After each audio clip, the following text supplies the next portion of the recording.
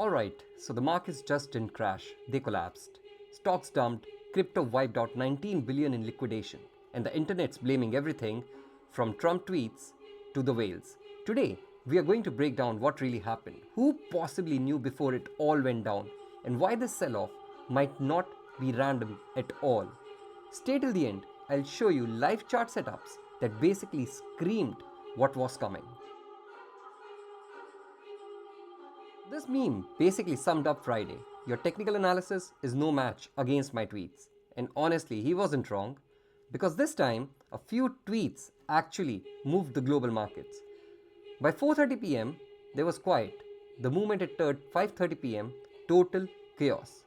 And what triggered it? You guessed it, a few tweets from Trump. He basically announced a 100% tariff on China. Not just that, but export controls on all critical software. Markets instantly go red. You can almost hear the algos screaming. But a few hours before that, Trump said, I haven't cancelled my meeting with Z, but I'm not sure I will have it. Translation, the guy basically told the markets, I might drop a nuke or I might not. Well, every trader that went long before that line probably aged 10 years in 10 minutes. Then China fires back. Their ministry says rare earth export curbs were defensive and warns the US not to keep poking the bear. Stock Talk sums it up all into a single tweet. You can read through it, or let me sum it up for you. They called US tariffs double standards. They approved new export controls for military tech and said straight up, we don't want a trade war, but we are not afraid to fight one. That's literally how trade wars start. Now, here where it gets a bit weirder, because even as the news dropped, markets didn't believe it, that it would go that far. The prediction markets had 100 to 150% tariffs at 22%, but the charts were not buying it.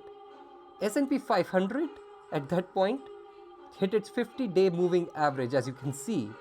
Well, the structure looked fine until it really didn't. This tweet from Shanaka blew up. Timeline says it all. 4:30 p.m. A whale opens $100 million short on BTC. 4:50 p.m. Trump announces 100% tariffs. 5:20 p.m. Record $19.3 billion in liquidation. The whale made $192 million in 50 minutes. You don't get that lucky. That's insider information, or at least a direct connection between political announcements and crypto positioning. He's calling for subpoenas, he's calling for exchange logs, and he's calling for the works. And honestly, he isn't wrong. Because this chart literally lines up every event. The first dump, the whale shot, the tariff post, and the liquidation spike. If you ever needed proof that the markets aren't always fair, this is Exhibit A. Imagine having a Bloomberg terminal that says, Trump about to tweet, open shorts now. That's the new alpha, apparently.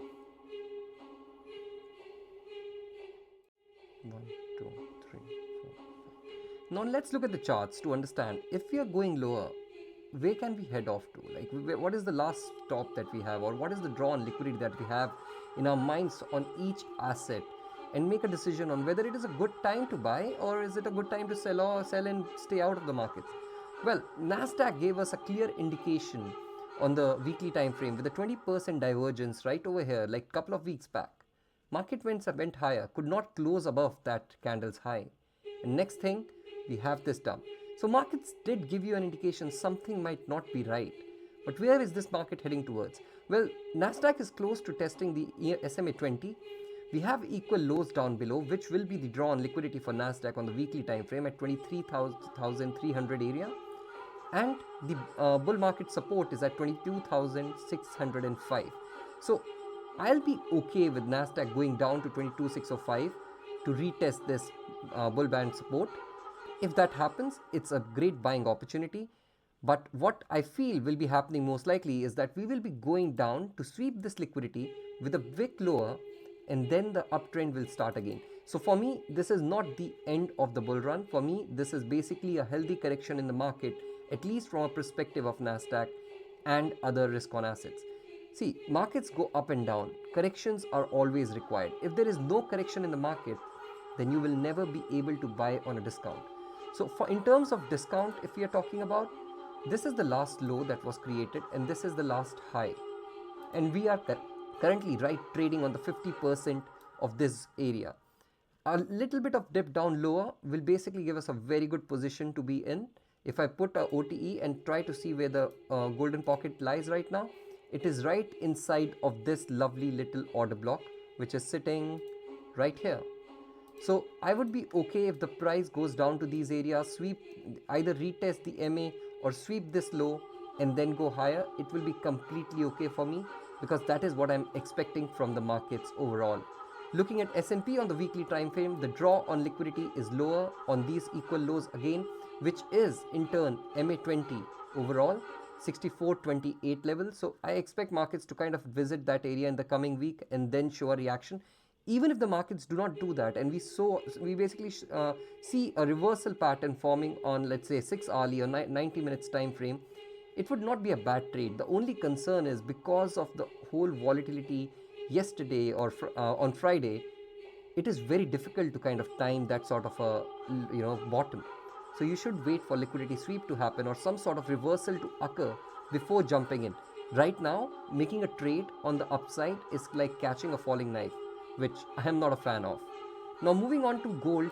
Gold on the weekly is ultra bullish, and this was giving us signals, right? A 20% divergence formed, and what happened? Just taken out. We closed above the weekly high, divergence is out of the way, and we are heading towards the acceleration gap target of 4,025, and the extended target is $4,500. Is that a feasible target? Well, with acceleration gaps, normally what happens is once you reach the 200% to 250% target, you need to start thinking about what can happen next. And like, do you have any other fair value gaps to play from that you can go for extended targets? And in this case, we do have them. So we have an acceleration gap again right over here, right? If we can put that acceleration gap right there, the targets are basically over here in the middle. So if we are going for that 200% target, there is a high likelihood that we will wick into the 400% of the earlier acceleration gap. So I would be aiming for around $4,400 instead of $4,500 for a target on gold. BTC is looking beautiful. Anybody who is scared right now and are in BTC, I would say you do not have to worry. This bull market trend line is going way up. Every time price has hit it, it has tried to create a new high. So I expect until this is broken and until we start trading below it, I'm not so worried. In the last couple of weeks in my videos, I've been talking about these equal lows that were lying around here. So if you see, there were equal lows at the 108,000 area, which were not swept. And this week I was talking about, I want a sweep of these. They have been swept. The liquidity from those lows have been taken now. What do I expect? If we can invert this candle completely in the coming week or 2 weeks or 3 weeks, it doesn't matter. The timeline does not matter for me. What matters to me is, can we engulf this price action in the next couple of weekly candles? If we can, the target for BTC still remains $150,000 in my head. I'm still going to trade bullish. The only thing that will change now is that I will wait for an inversion of this or engulfing of this candle on the other side. Till that happens, I would basically try to position myself on the safer side and not overexpose. ETH, again the same thing. This bull band that was going higher, we deviated below it, came back inside of it, and now we are retesting it. So for Ethereum, I still think we might go lower until the 3,300 or 3,000 area and wick into it. 3268 is currently the Lattice Pro Plus bull market band. So if we go and hit it once, I'll be quite okay to create a long position from there with the stops under 2572 and trade it. We haven't still reached the target for the acceleration gap that was created over here. So if we measure the move from here to here, the target has not yet been reached. We have not yet reached $5,200. So this could be a healthy correction and then going towards $7,000 and $8,000 extended targets. So I am ultra bullish on all risk on assets. I'm not saying they're just going to go up tomorrow. What I'm trying to say is, you should not go short until proven otherwise. The long-term trend on these assets is still bullish. So play bullish, be smart, position yourself correctly. Do not be in over leveraged positions, because if you are in over leveraged positions, that is where the problem lies. The liquidations that have happened are not for spot holders or low leverage positions. Yes, most of the altcoin low leverage positions were wiped out. But overall, if you will see, if you are managing your trades properly, if you have a stop loss in place, yes, you would have been taken out, but you will get another opportunity. So that's what my thought process right now is. I am still bullish on all assets across the line. So gold I'm bullish, ES I'm bullish, NASDAQ I'm bullish, Ethereum I'm bullish, and Bitcoin I'm bullish. But you need to wait and watch. You just need to be smart right now. Wait for a reversal pattern to form. Let the pattern play out. Once the pattern has played out, that is when you position yourself. So, were these markets really engineered? Between the whole thing, the timing, the tweets, and the liquidation chain, it sure looks like someone had advance warning. But whether it was insider trading or just the perfect storm, one thing is clear. Technical alone could not have saved you here. Maybe CryptoBurb was right all along. Your charts are no match for someone else's tweets. If you found this breakdown useful, hit a like, drop your theory in the comments, and subscribe. I'll see you in the next live session we have. Take care.